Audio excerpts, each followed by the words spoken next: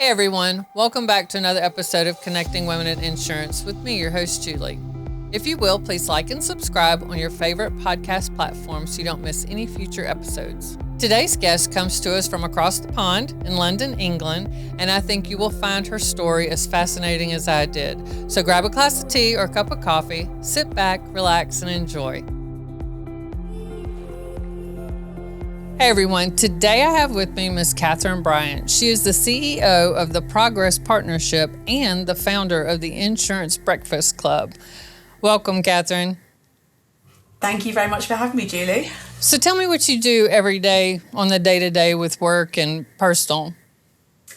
Well, every day is really varied, but they all start exactly the same way, which is that at 4:30 a.m., my elderly dog comes and wakes me by tapping very gently on the side of the bed. So that's my morning wake-up call every day. So I deal with the dog. Sometimes I'll go back to bed for an hour, but mostly I will stay up. And say every day is different. So I'm consulting now. So it might be that I have a day at home where I'm preparing things for clients, having calls, planning management and leadership training programs and consulting with clients. Or it might be that I'm delivering one of those programs. So it might be a quick train into the city. I'm based in London and working on a client site. So delivering, say, management or training programs for them, leadership development, some one-to-one coaching with executives. Some days, meeting with some of the fantastic mentors that we bring into some of our programs as well to talk to them about what we're doing and where they can add some value for our clients. Normally there's some sort of lunch that I manage to grab with somebody in the city, either something quick or something a little bit more extravagant, depending on the day. And then, same in the afternoon. And normally just moving around. We have an office space we can use in the city, but I never go there. We're always on client sites or in the many coffee shops. For anyone who's been to London, you will know there is a coffee shop every 200 yards. So we drink a lot of coffee in London. Okay, so go ahead. Sorry, go ahead. I was going to say then, I tend to maybe have drinks with somebody or I'll head home and it's time to kind of reacquaint myself with the dogs, make some supper and get an early night. It's quite boring, really, that part. So what kind of dogs do you have? Oh, thanks for asking. I've got two currently. We have a 14-year-old Saluki, who's the one who wakes me at 4:30 every morning, and a 4-year-old Vizsla, who is full of beans. So the weekends are very much centred around them and their exercise routines. So when you say you do leadership and consulting, can you... just for my curiosity, give me a quick example of what you might talk about or what one of your sessions might be like, or you know what I'm saying? Absolutely. Mostly we deliver programs, so rather than kind of one-off sessions, that does happen occasionally, but mostly we're brought in by an organisation and they will say to us, we've got this fantastic leadership team, or we've got perhaps the succession group to the leadership team, right, who are technically brilliant.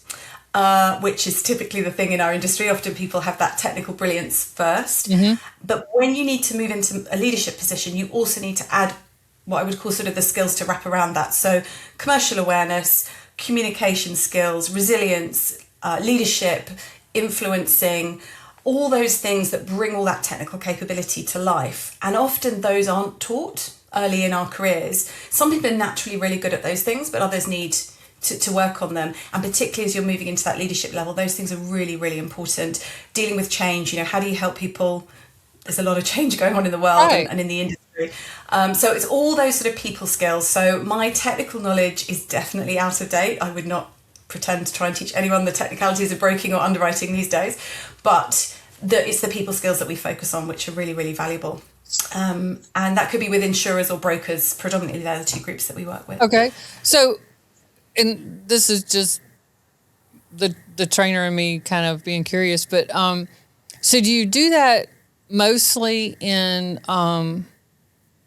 curriculum and testing, or do you do role play and like real life scenario kind of things, or is it a combination?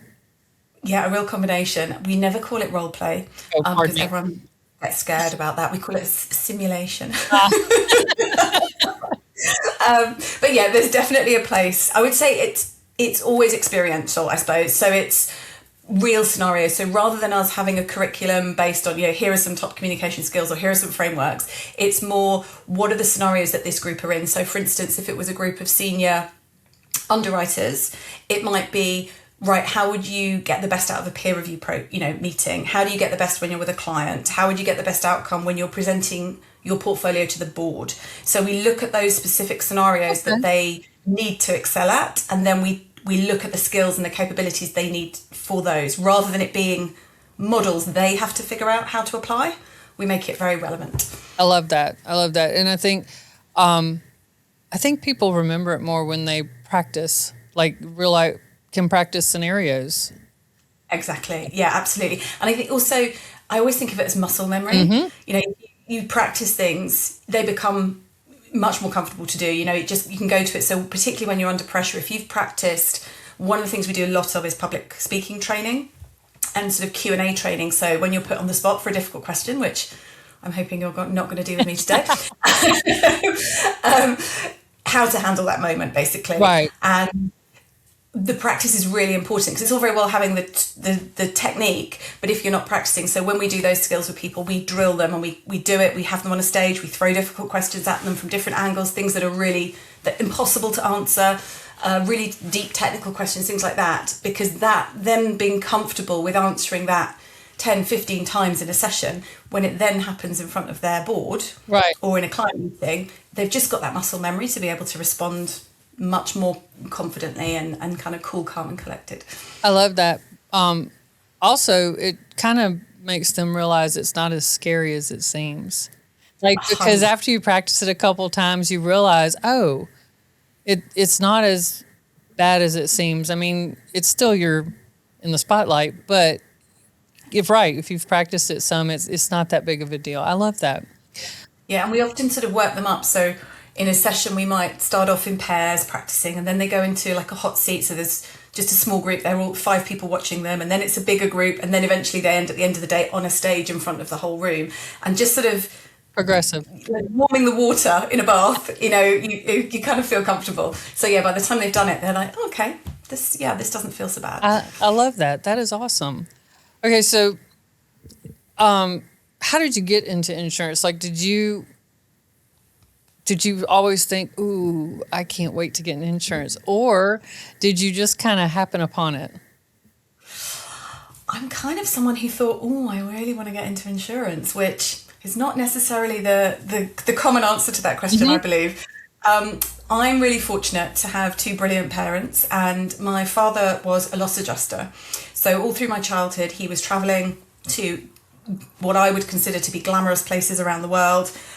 He was in the power and energy sector, so he was on oil rigs, he was in the Middle East, he was in the Caribbean, he did a lot of windstorm adjusting, he did a lot of flood, he did a lot of big stuff, big stuff. And he would have all these tales and stories when he came home, and he went to all these great places. And I used to, my job as a child was he'd bring home his typed up reports.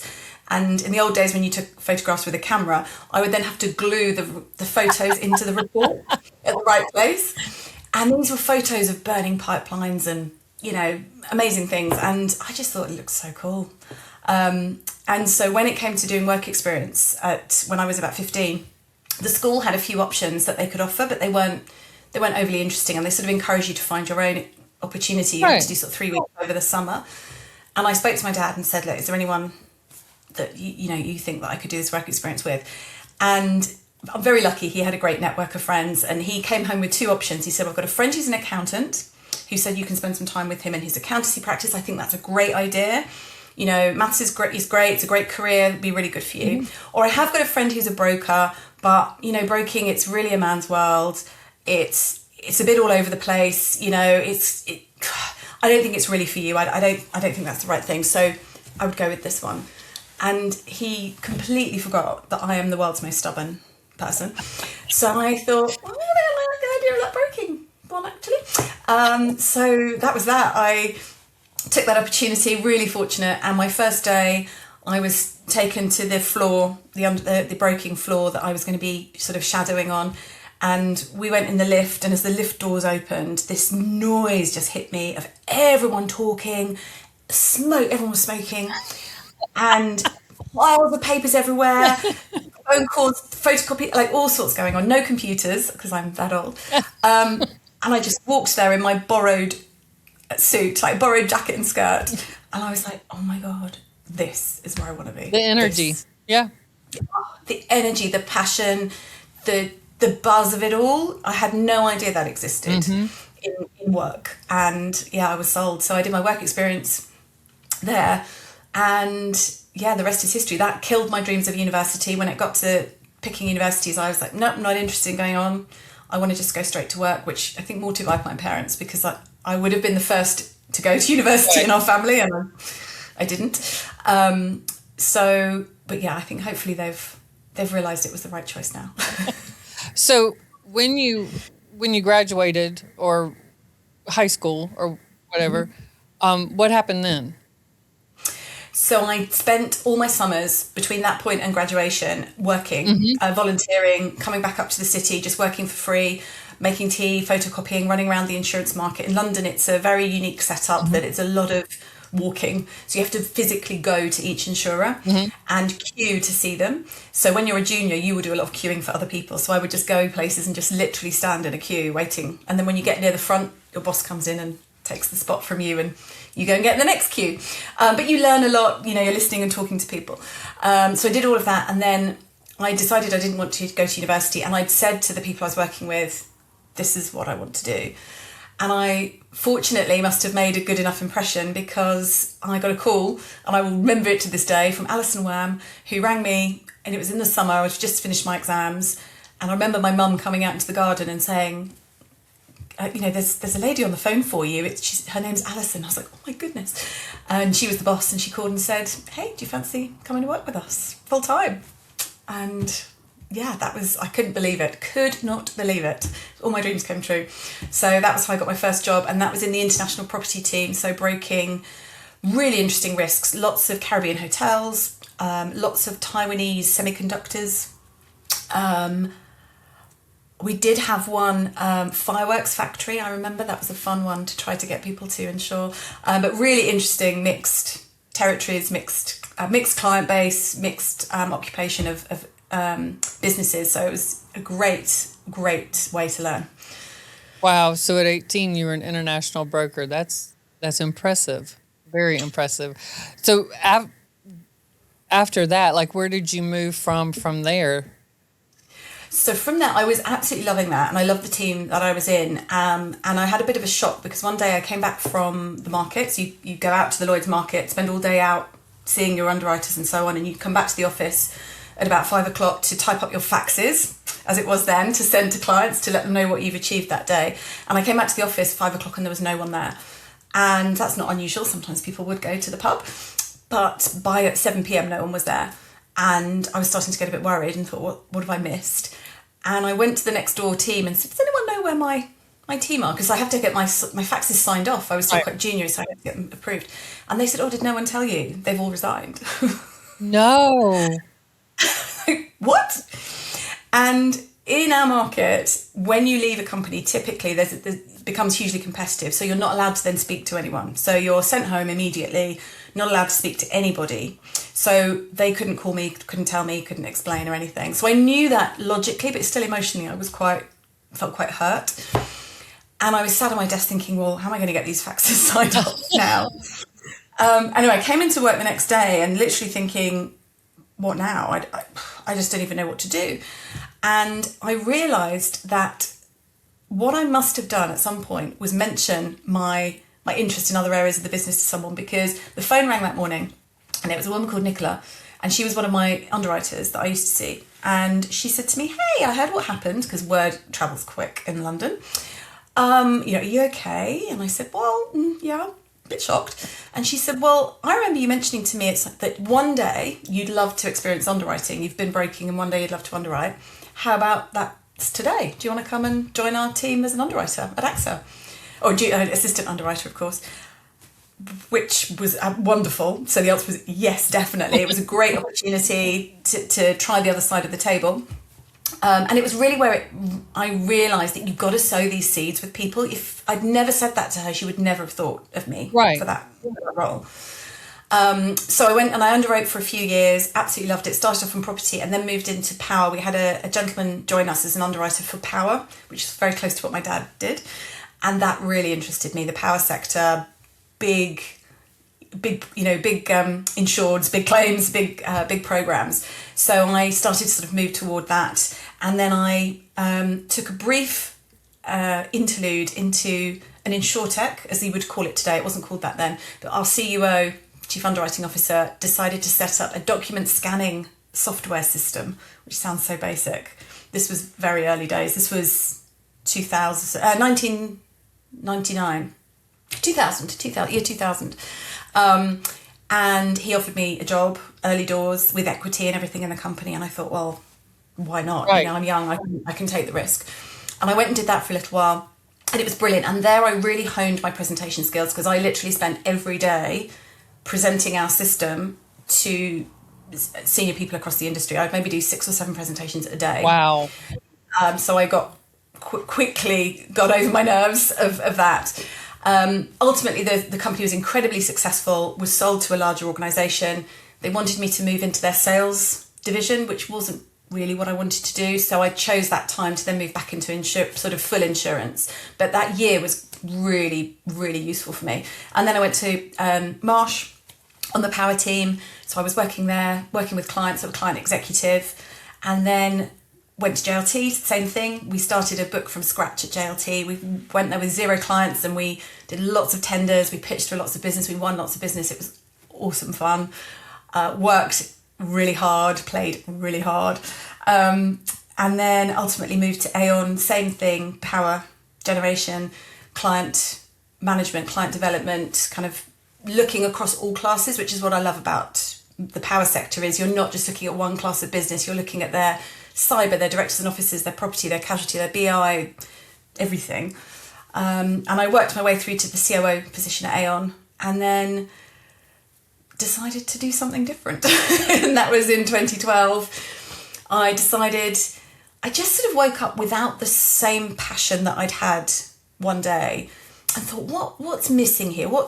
Nothing sort of felt new anymore there. And I loved the team and I loved the company and everything was great. But I was like, you might be able to tell, I'm quite an enthusiastic person. I need something to kind of get enthusiastic about. And I realised the thing that I was really enjoying most was the pro bono coaching that I was doing outside of work, which I've been doing for about 10 years. I qualified as a coach back when I was at JLT, and I'd been doing that pro bono. I thought, I love that. I just love the people side. I love working with people. I love seeing them get light bulb moments about themselves and figure things out and succeed. It makes me so happy. So I decided I thought I'll manage my own risk. I'm quite risk averse. I thought I'll just take a year. I will do some additional study, do some more qualifications, do some of this coaching, do more around the leadership and the people side, because I love that part of it. We had a huge team at Aon, a global team, and we were having to lead them with a lot of influence, and it was really complex, and I really enjoyed that. So that was my plan, to be out for a year and then I'd come back to do something slightly different, but still within the industry. And that was 2012, and the rest is history. I'm still doing the people stuff now. I love that. I mean, I absolutely love that. That is an amazing journey. So one thing I do want you to touch on is you also founded the Insurance Breakfast Club. So tell me about that, and how does that go along with what you're doing now? Everything, yeah, all the other things. It's probably my favourite thing. I shouldn't have favourites, should you? But it probably is. So I think when I was growing up through the industry, I recognised that it was a male-dominated industry, and that I was in a minority, and that's shifted a lot over the years. Mm-hmm. But that definitely brings its challenges. You notice it. There are certain situations where you really notice that. But it really became more apparent when I stopped. So in 2012, when I stepped out, I'd never really seen it as an issue or a thing. But when I stepped out, it's that classic case of you can't see the writing when you're in the bottle, right. The label when you're in the bottle. And I realised, gosh, there are things that aren't the same for men and women in this industry. And a lot of women immediately came to me when I left in 2012. I had a full coaching book, And they were predominantly women at that mid-career point, sort of between 10 and 20 years into their career, technically excellent, looking to take that next step up. I'm just not sure what that looks like. With a combination of things, I'm not sure what it should be. I'm not sure how. I'm technically good, but I'm not seen as a commercial leader yet. Or I'm technically good, but I just can't get my message across. People don't seem to listen to me. Or I'm technically good, but I'm not able to lead people yet. I don't have that capability. And I was working with so many of these individuals who were just brilliant. And it got to the point where I just couldn't work. I didn't have enough time to work with everybody. And also, candidly, organisations don't always want to invest in someone until they're really senior. Right. But how do you get to be senior without someone supporting you? So I had an idea, probably in 2017, I suppose, of why don't we get these women together? We've got some common themes. Why don't we create a programme? We can bring women from across the industry, from all different functions, from finance, from broking, from underwriting, from claims, from actuarial, all these different functions, bring them together, give them the commercial understanding, give them these skills, give them a peer group of support, which is something I never really had, across the market, and package it in a programme that could be cost effective for organisations that they would invest in. And I ummed and ahed about it for ages. And then my brilliant colleague, Sharon, eventually said to me, for God's sake, can you just do this? Just stop talking about it. So I sort of launched a pilot with my fingers crossed, and it was super successful. It filled itself really quickly. Our first cohort was just full of absolute superstars. And we're now on cohort 10 of that programme. And we've had over 325 women come through the programme. And it's just absolutely fabulous seeing people come through, find their commercial acumen, find their presence, find their speaking, find their confidence, work out what they want in their careers, take everything to the next level, is just an absolute joy. And as part of that, we do a bespoke public speaking piece as well, which is, again, one of my very, very favourite things, because a lot of these technical experts haven't had that opportunity, and being able to bring that skill to people who then go, that's really not that hard. I've looked up yours online. That is fantastic. And, Sarah brought it up to me, and I went and looked it up, and I'm like, it would almost be worth moving over there for. Like, it is a fantastic program, and it is, the support and what you learn, priceless, absolutely priceless. Thank you. It's something we're really proud of, and it's kind of designed the program that I wish that I'd had at that point. Particularly bringing in, we have an amazing group of mentors. Sarah Sutton, previous guest of yours, is one of them, who come in and talk to members as well, because often that access to that really senior level, just talking to people, how did you do this, or how do you get over not knowing the answer, or how did you move from this position to that position? Those little nuggets that people can share are so powerful and can really change the shape of someone's career, which they wouldn't have otherwise had the opportunity to hear. So it's a real privilege. Every cohort that comes through is a privilege to work with. I agree. Okay, so through all of this, because you have had a very exciting career, like you've done a lot, but did you ever make a mistake or a decision and you thought, I am fired, or I am just in so much trouble, but you really learned from that mistake, and you learned a valuable lesson that helped you or helped someone else down the road? This is such an interesting one, because if I try to think, I know I've made loads of mistakes. I have had more sleepless nights than I could count, worrying exactly that. Oh my God, I'm so fired. I'm so much trouble. And I cannot remember a single detail of any of them, which I think is a lesson in itself, that nothing's ever as bad as you think. No, I love that. You're absolutely right. Yeah, I genuinely can't. I know there's times I've literally laid awake all night feeling sick, but I couldn't tell you what that was now. What I would say was my definite biggest mistake, I guess there's two really. One was I am a real perfectionist, and I'm a bit of a workaholic, which I did inherit from my father. And as we would say in the coaching world, when you overuse those two things, you get yourself in trouble. So I did get myself into a position of burnout between when I was at JLT. I did take the work hard, play hard too far, the work hard more than the play, and ended up with repetitive strain injury in my wrists from all the hours spent kind of hunched over a computer and having to take some time out. And that really taught me that two things. One, boundaries are really important. They are. Two, the world does not stop when you go off sick. You think that you are indispensable, but you are not. So do not make yourself ill because you're really not as indispensable as you thought you were. But also three, that just doing more isn't what gets you ahead. You've got to be smart about what you're doing. It's not just, I just kept thinking the more work I do, the more clients will be happy, the more successful I will be. And there's so much more to it than that. It's a much more nuanced situation. So I would say that was probably my biggest hard learned lesson that I would want others to learn from. For sure. That is powerful because it's true. You know, nobody knows when their time is up, be it you're fired, you're laid off, or you pass away, and the world will go on without you. And it has to, you know, I mean, but I like that. You can't make yourself sick over it. And I mean, I've been there. I know what you're talking about. And you finally have to say, you know what?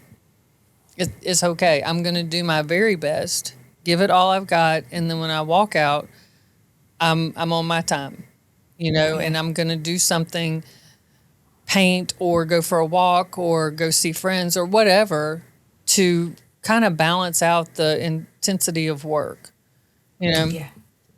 It's so hard when you're in it to have that clarity. And in fact, we were just looking at some statistics from the Insurance Breakfast Club intake. We interview everybody before they come in the program to make sure the program is the right fit for them at this point in their career.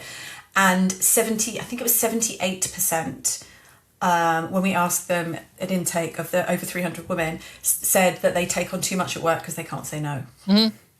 So that's nearly 80%. So it's so common. And there's so many good intentions behind it. We want to be good. We want to be helpful. You know, we don't want to be seen as a no person. You know, there's so many good intentions. We know we can help. We think, oh yes, I can do this. But we just have to be really good at managing that and prioritizing and setting some boundaries around things and getting ill and you know, I kind of got really depressed because I just thought, well, you know, what do I do now? And then the worst thing was I thought, they don't even need me. The company hasn't even folded. You know, I wasn't even that good after all. God. Well, it's like my worst nightmare came true.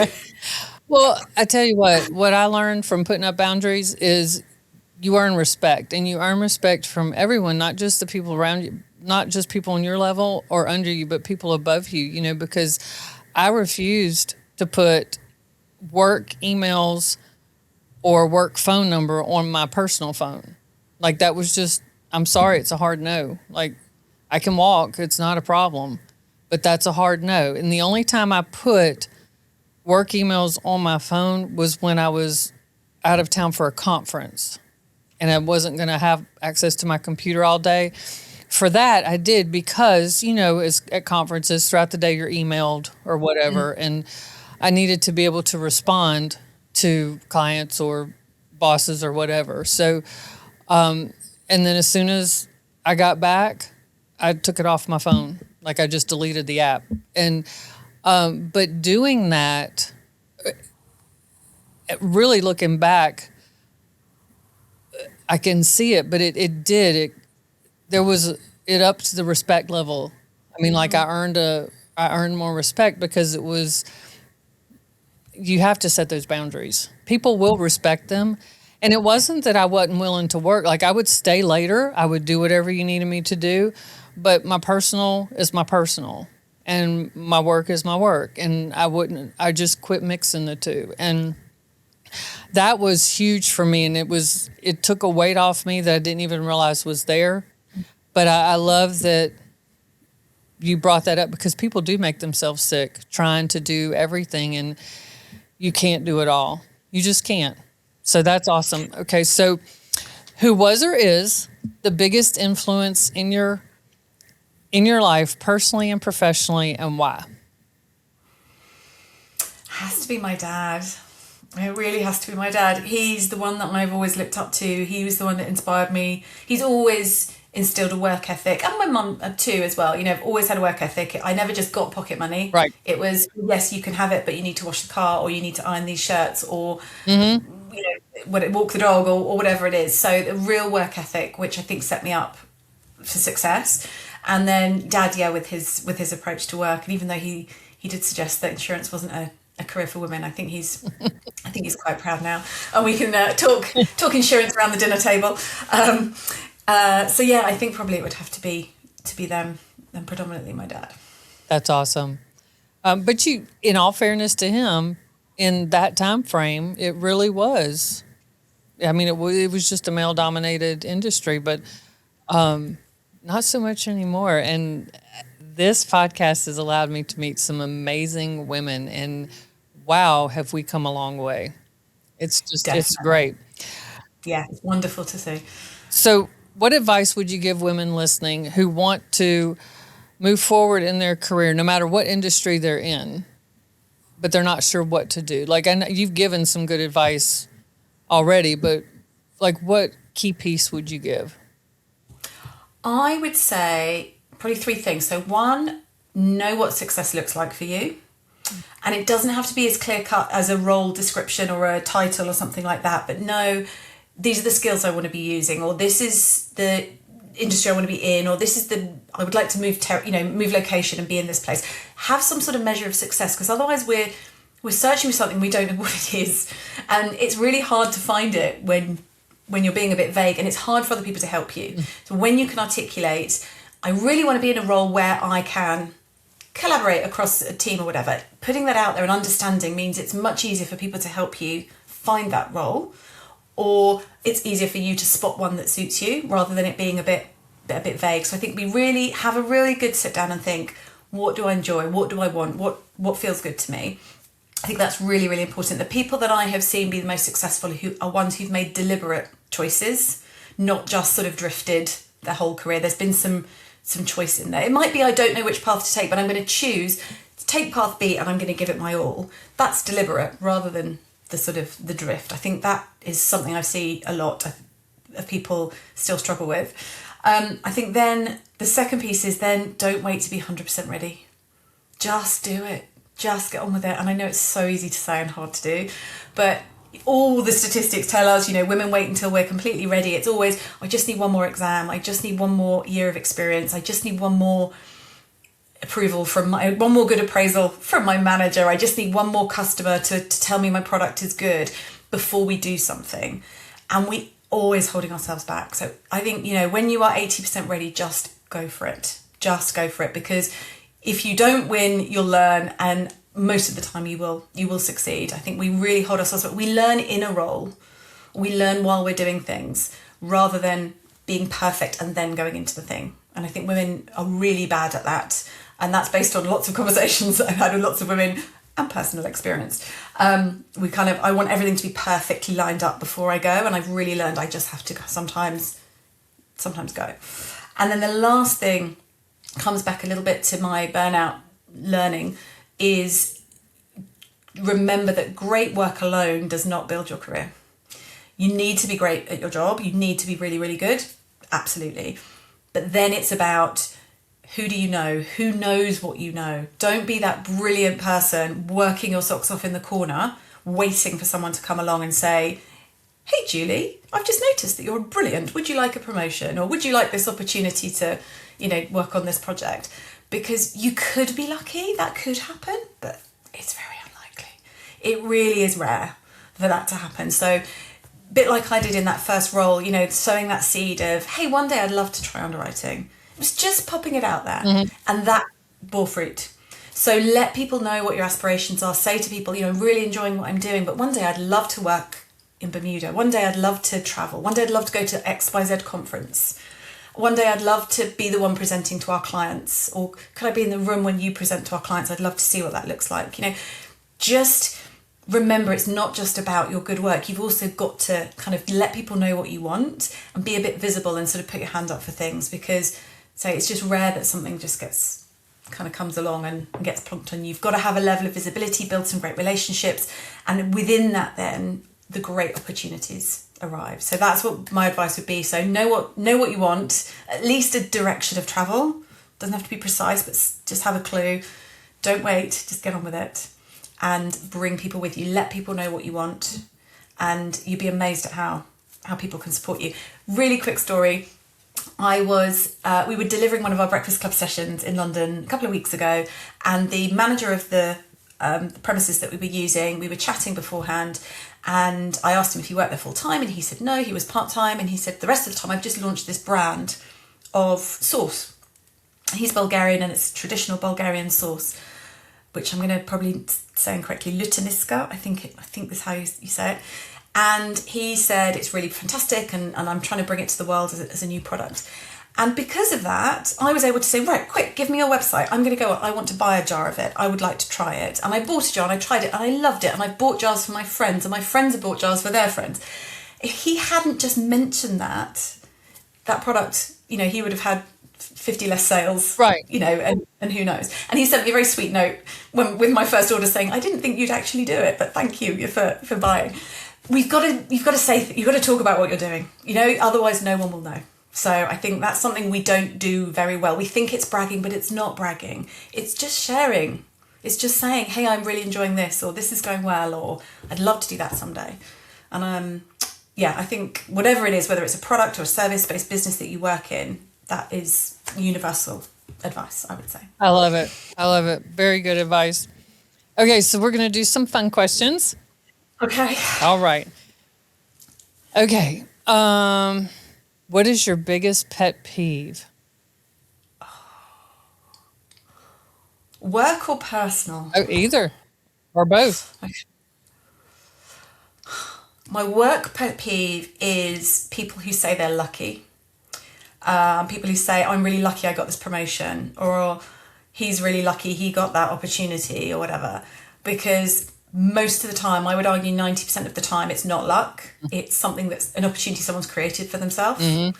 And I think we, again, do ourselves a disservice when we say, I'm lucky I got this promotion. And I will always pick someone up. Anyone that knows me will tell you, I will say, was it luck or did you work really hard? Was it luck or did you create that fantastic opportunity for yourself? So that's a massive pet peeve. No one gets away with saying that with me around. And I think my personal pet peeve is people who don't return their shopping cart at the supermarket. Okay, I kind of agree with that because I make a point. I mean, it doesn't matter if it's raining or not, I go put it up. It's one of those, I think it's one of those tests. Do you do the right thing when no one's watching? Mm-hmm. Right? There's no prize for doing it, and there's no penalty if you don't do it. But I think it says something about you as a person if you just leave it there, taking up a parking space for somebody else to have to clear away. That's one of my pet peeves. Okay.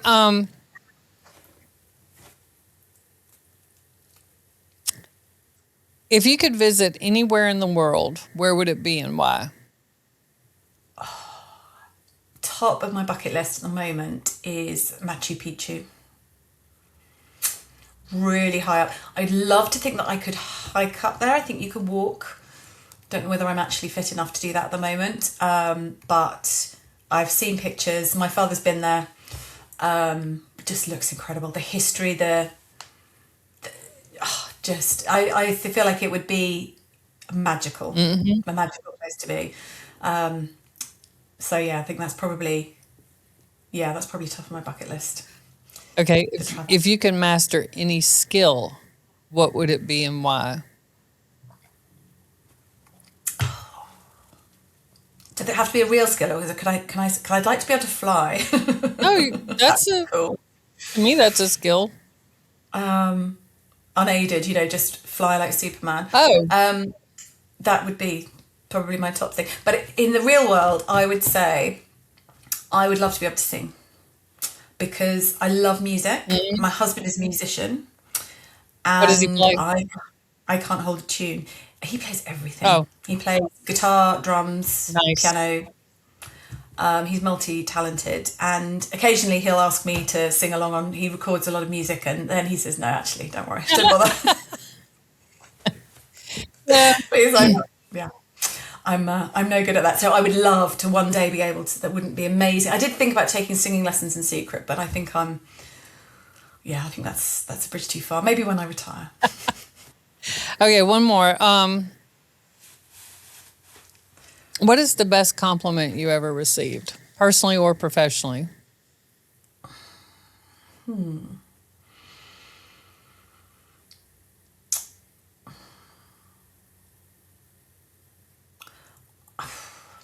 you know, the ones that grab me the most Mm-hmm. are watching people I've helped get compliments. Yes. So sort of secondhand. So, for instance, when we do our public speaking training and we've worked with people who are really nervous, and I know how hard they've worked and we've coached them, and we know how much it's taken for them to have the courage to get up and do what they've done.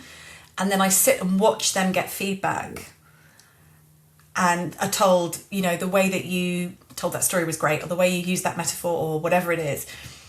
And I watch them sort of grow, and that to me is the best compliment in the whole world. I love Because I that. just think, I know I've had a small hand in it. It's 99% them, but I just like, I can just get the joy out of thinking, I kind of had a little hand in making that happen. And I'm so impressed, constantly impressed with people. So it's probably that. It's probably that. That's the one that gets me the most. You know, I love that. I come from a family of teachers, and I'm not one because, well, I don't know that I have the patience for it. I love kids, but it would probably be the parents I would have to have more patience with. But anyway, my theory is